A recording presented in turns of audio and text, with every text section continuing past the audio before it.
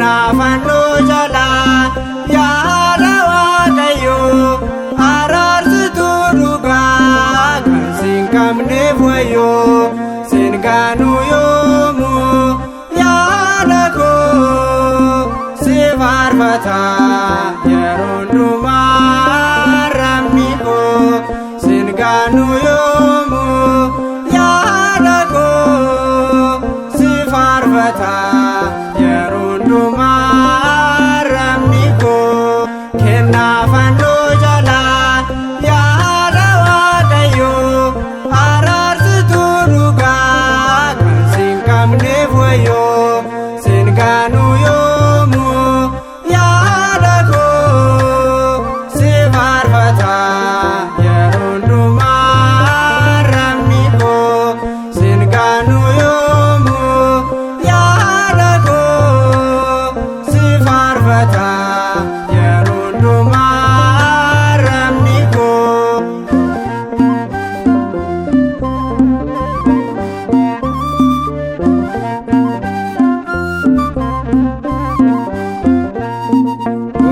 Tunaaf kenne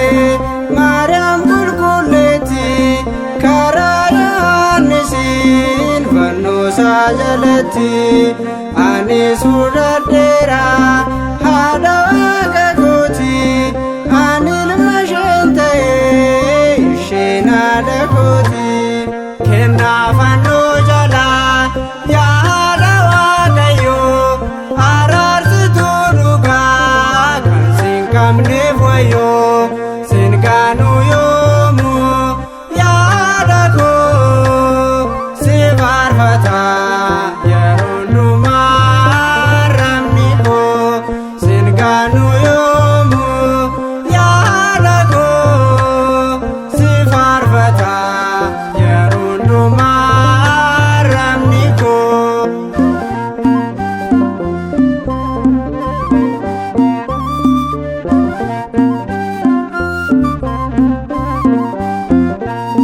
Maariyaam qabadde darbeera dhiphina naasu tokkoon qabu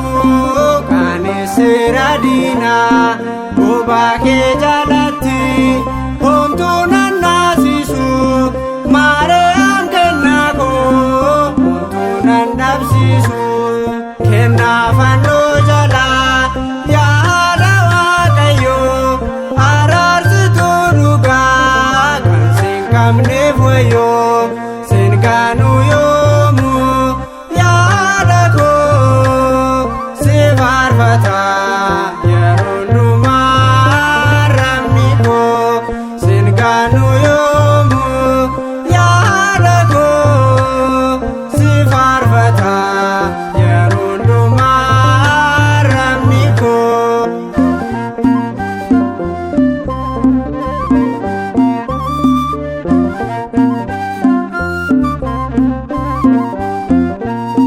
Jabina kun miti kanan yoona gahe